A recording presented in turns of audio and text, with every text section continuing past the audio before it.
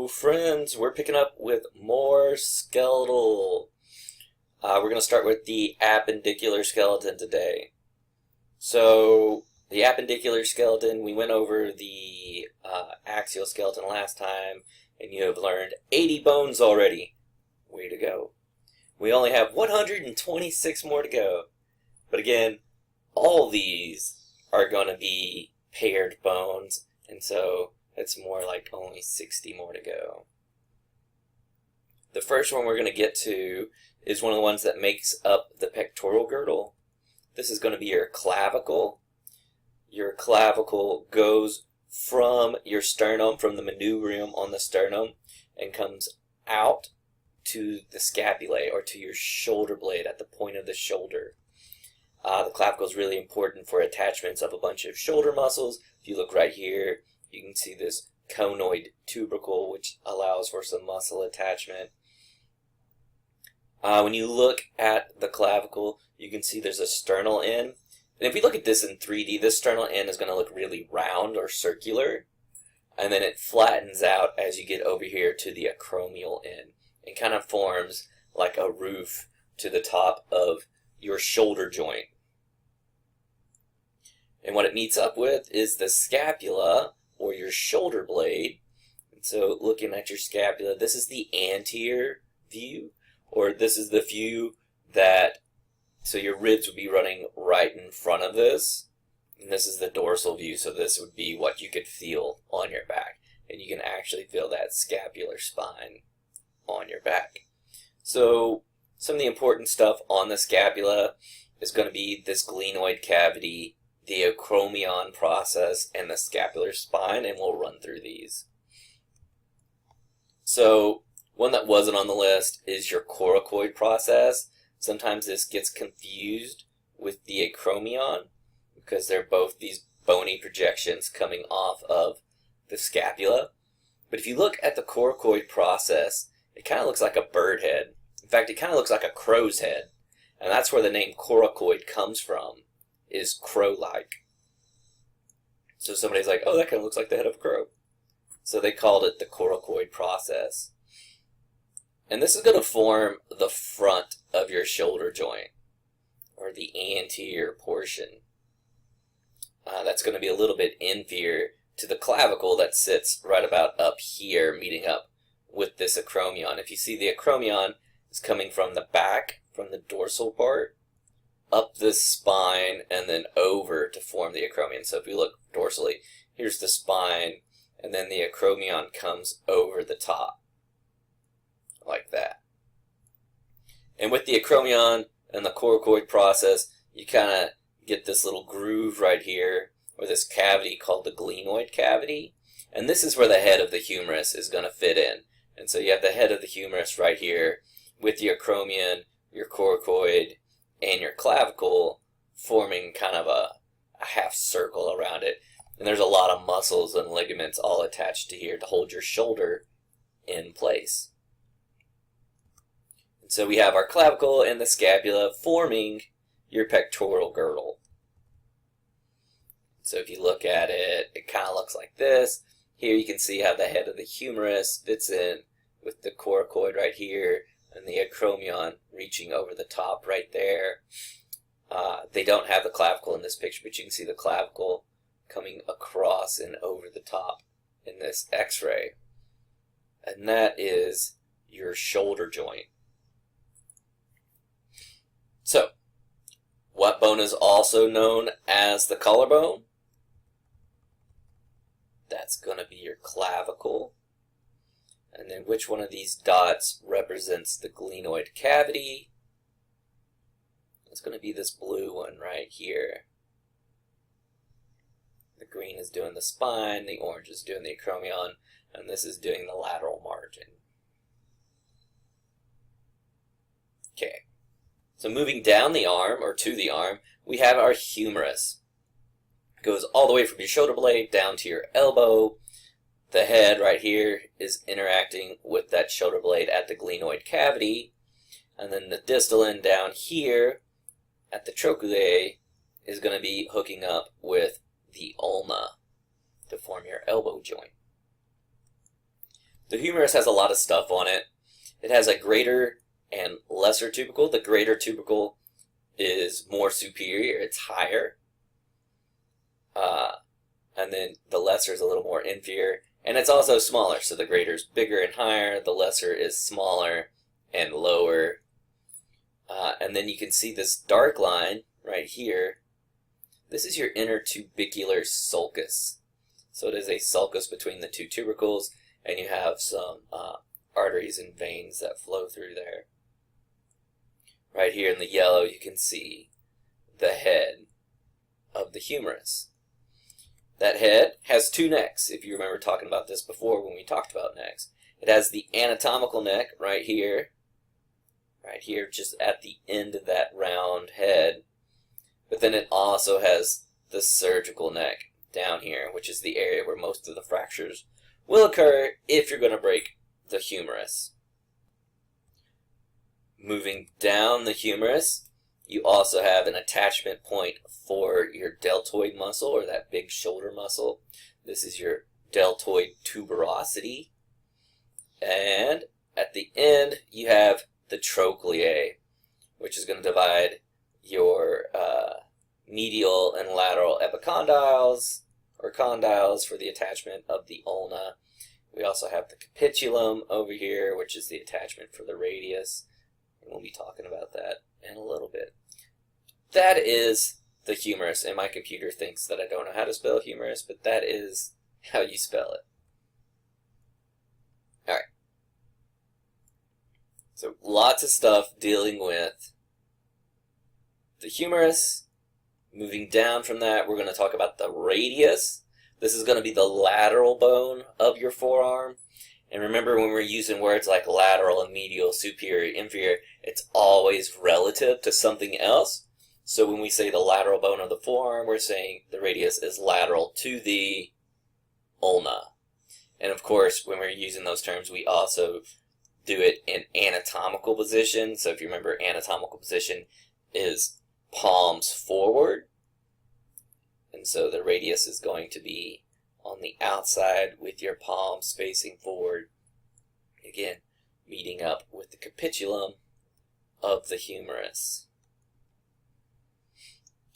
An easy way for me to remember that the radius is the lateral bone of the forearms is picturing somebody like Dr. House here saying, "The radius is rad," with a thumbs up. And that way, thumbs up, rad, radius.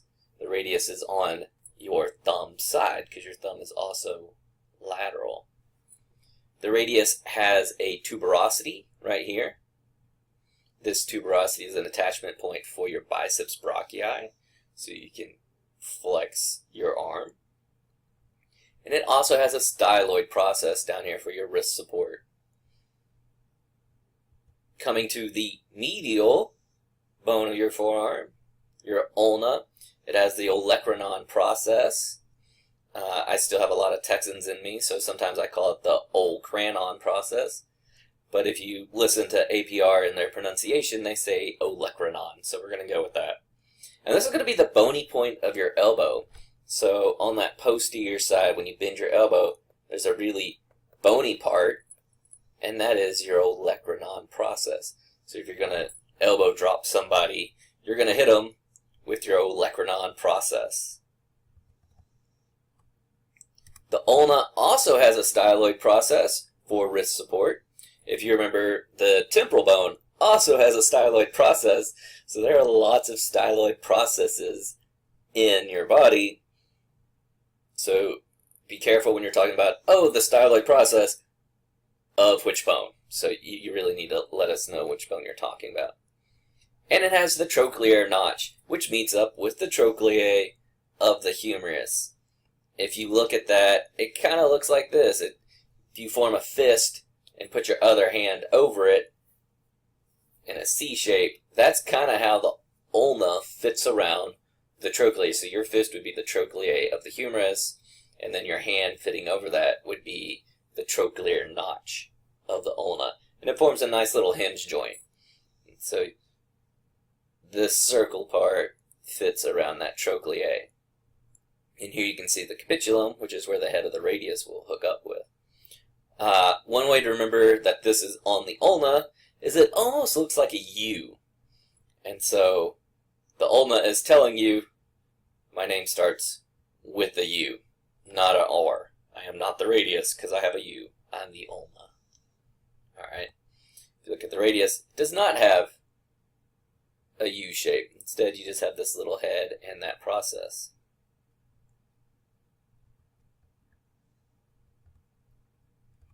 Your radius and ulna fit together. Here you can see the ulnar notch on, or the radial notch on the ulna, where the radius kind of sits in the tuberosity, and then your two styloid processes on the radius and on the ulna, and they kind of form a cup right here for those carpal elements or those wrist bones. And we have 8 of them. Again, for me, palpation works good. So palpating, so touching these bones as we go through them. And I'm going to start proximal and work my way distal. So I'm going to work from the inside or higher up the wrist going out towards the hand. And I'm going to start thumb side or lateral. I'm going to go medial and then kind of in a clockwise fashion around. So if you want to put your finger on your wrist next to your thumb or on your thumb side, that's the scaphoid. I like to think of it as the scaffolding. We're going to build everything from this point. You come over to kind of a round one, kind of looks like a moon, and that is your lunate. Then you come to the third one, the triquetrum, tri for 3, right? So triquetrum. And then come up to this really small bone. This is the pisiform. Again, I am very southern, and we used to have a bunch of these little black ants that my parents called piss ants. And so I think of pisiform as a little bone, like a piss ant. And then as you move up, as you go distal, there's this really bony part right above the palm of your hand, right below the heel of your hand on the lateral side. This is part of the hamate. That's this part right here called the hamulus of the hamate. If you look at the hamate, the way I remember that is it kind of looks like a ham bone. Hamate for ham bone. And then we come to this distal one that is right in the middle. This is your capitate. It meets up with the middle phalanges. And so what I think about this, if you decapitate somebody, which is cut off their head, you're going to flip them the bird. So this middle finger and the capitate, or decapitate, is how I remember where that one is.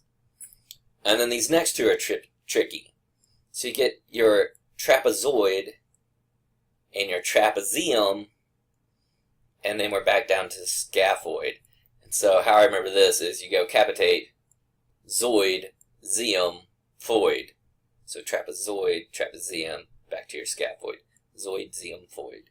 Kind of rhymes. It helps me to remember it. So this is if you're doing your left hand. You flip it over. Now you're doing the right hand. Same thing works though. So scaphoid, lunate, triquetrum, pisiform, hamate, capitate, zoid, zium, void, trapezoid, trapezium, back to your scaphoid. You're going to need to know these bones, I promise you. Moving up the hand to the palm of the hand, we have 5 metacarpals, and we name them metacarpal 1, 2, 3, 4, and 5. Metacarpal 1 is going to be the one with your thumb, and then 2, 3, 4, 5 with your pinky. Here you can see the capitate meeting up with number 3, the one right in the middle. Your trapezium right here meeting up with metacarpal 1 on your thumb. They have a really cool joint called a saddle joint, which we'll talk about next time. And then we move out to the fingers. So this is the palm of your hand, and then out here are your fingers or your phalanges.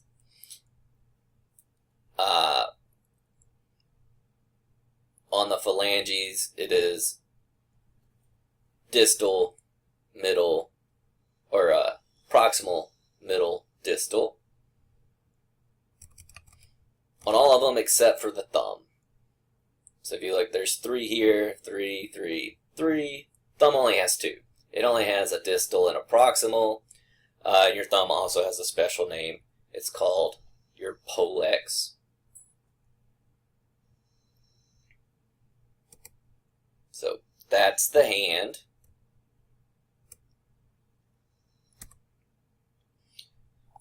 Quick review. Which bone has the deltoid tuberosity? Which bone on the forearm is lateral? Well, those are both the radius. Which bone has the trochlear notch? That's going to be your ulna. What are the 8 carpal bones? Scaphoid, lunate, triquetrum, pisiform, hamate, capitate, zoid, zium-foid, so trapezoid, trapezium, back to your scaphoid. What are the phalanges of the thumb? Well, you only have proximal and distal. Moving down to our next girdle, we have our pelvic girdle. The pelvic girdle is going to be formed of this one large bone, which is actually made up of 3 bones, called the os coxae. Those 3 bones are your ilium, ischium, and pubis, and also your sacrum and coccyx.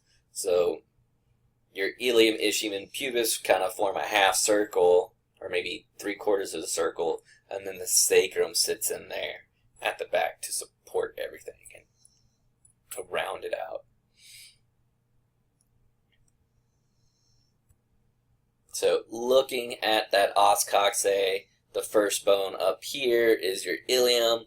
This is your hip bone. You can feel that iliac crest if you find your hip bone in the front. This is what you're feeling, is this iliac crest. And it comes, this is the anterior side around posterior. The next one is the ischium. So this is posterior. You have that ischial spine and your ischial tuberosity. This ischial tuberosity is going to be the part of your butt bone. So if somebody's like, oh man, you got a bony butt, what they're talking about is you have a bony ischial tuberosity, which, you know, it's made of bone. So yeah. And then coming around to the front, you have the pubis. The pubis and the ischium together form this big hole called the obturator foramen. A lot of arteries and veins and nerves pass through this hole. The pubis also meets up with your other pubic bone at this area where you have your pubic symphysis. Something else to note is the socket for the hip. If you see, it is made out of ilium, ischium, and pubis. So, with your powers combined, I am acetabulum. This joint is called the acetabulum. If any of y'all like old cartoons from the early 90s, there was one called Captain Planet. If you don't know it, you should watch some YouTube videos. It's pretty terrible and great all at the same time. So, the acetabulum is a fusion of the ilium, the ischium, and the pubis, and it forms the joint that holds the femur in place. Acetabulum actually stands for vinegar cup, and I have no idea why. So again, looking at our os coxae, ilium with your iliac crest, the acetabulum with the fusion of your 3 bones, the pubis, ischium, ilium, your ischium and that ischial tuberosity, and then your obturator foramen. The os coxae is really cool, also if you throw in the sacrum, because you can look at the os coxae of a body and be able to tell what sex it is. So you can tell the difference between boys and girls by looking at their hip bones. So boy hip bones tend to have stronger markings on them. These markings are from muscle attachment and how the muscle pulls the bone. This is something called Wolff's Law. And as that muscle pulls the bone, it can reshape that bone. And so people who are more heavily muscular have more stark markings on their bones. Also, this area is much smaller in males. It's much more narrow. And the angle between the pubic bones is also more narrow, while the females have a larger area. The female coccyx is also pulled back compared to the males. And this is all for having babies. So the males is more up and down with more muscle because it needs to support a heavier build typically. The females has a wider opening here and here, and that coccyx is pulled back, so when the baby comes through the birthing canal, you don't scrape its head with your coccyx. That would be bad. Like I said earlier, it's already hard enough to have a baby. Could you imagine trying to squeeze it through these bones versus those bones? Alright, so that's your pelvic girdle.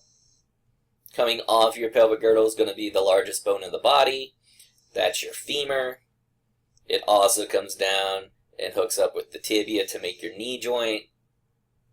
Down here at these condyles, these smooth portions. It has the greater and lesser trochanter. This is the only place you're going to be finding trochanters. And much like your greater and lesser tubercles on the humerus, the greater tubercle is higher and bigger, or more proximal and bigger, while the lesser is inferior, smaller, more distal. Here you can see the head of the femur. This would be the neck of the femur, your shaft, and then down here you have your condyles.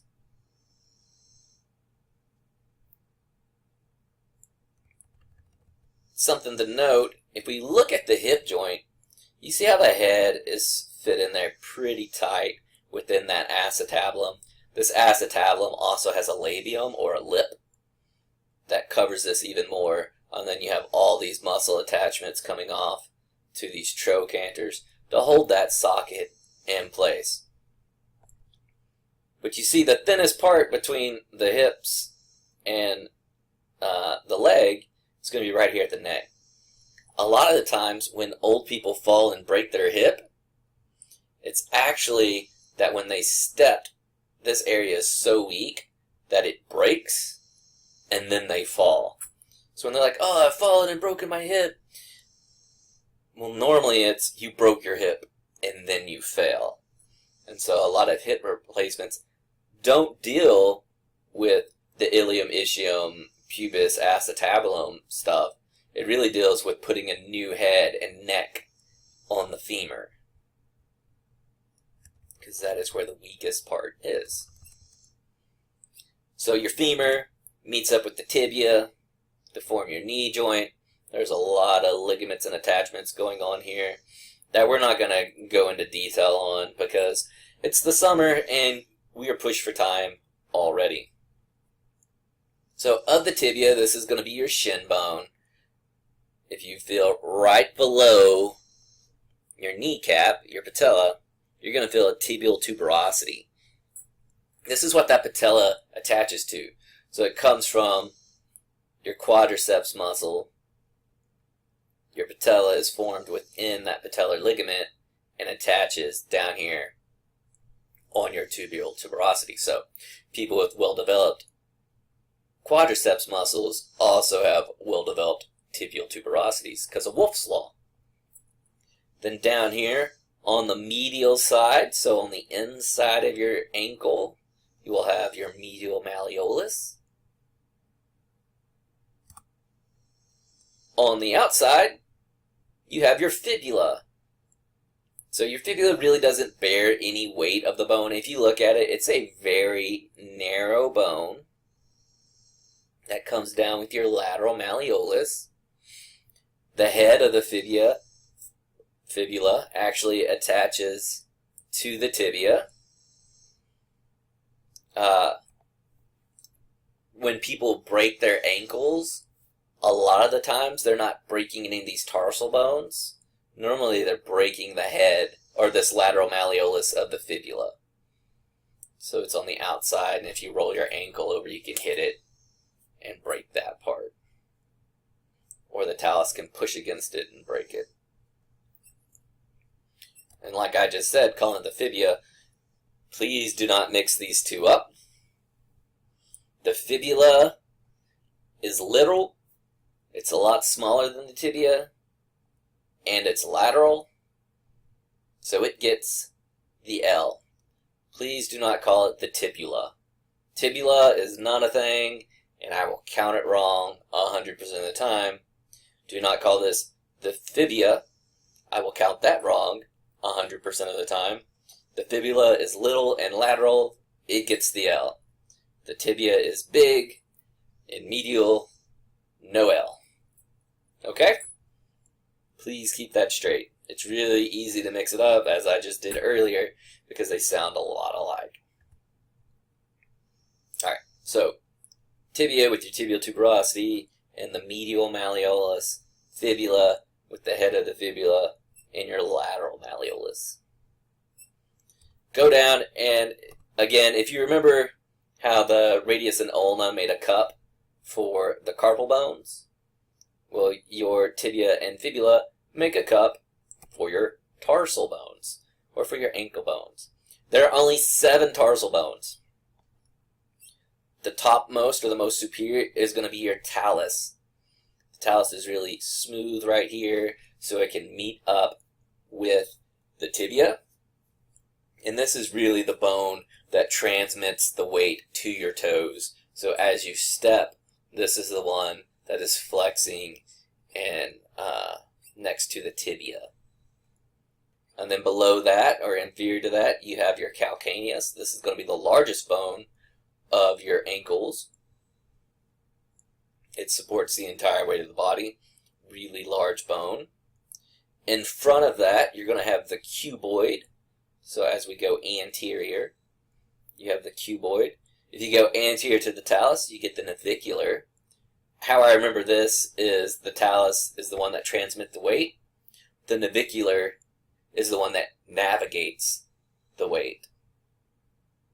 And then you get to your 3 cuneiforms. So you have medial, because this is the medial side, right? Your toes are towards the middle. Your intermediate, and then your lateral. A lot of people want to call this one the medial because it is in the middle of the foot. But that's not what we're going off of. We're going off the midline of the body, not of the foot. So this one is lateral. Intermediate, medial, in line with your big toe. Here you can see them again. So talus, calcaneus, navicular, cuboid, lateral, intermediate, medial, cuneiforms. Moving on out to the metatarsals, it's similar to the hand, so you have 5, numbered 1 through 5, starting with the big toe and your 14 phalanges, just like the hand. The only difference is that the big toe is called a hallux, while the thumb is called the pollex.